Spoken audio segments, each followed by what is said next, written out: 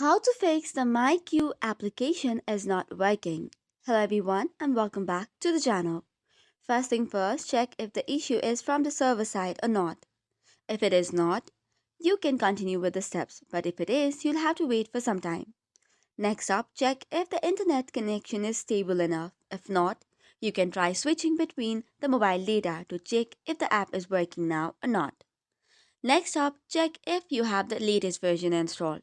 Go to Play Store, search for myQ, and tap on Update button if it is available.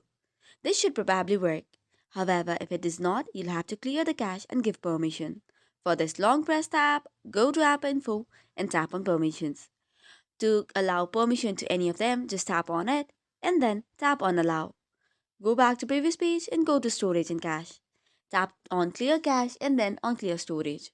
Once this is done, relaunch the application once.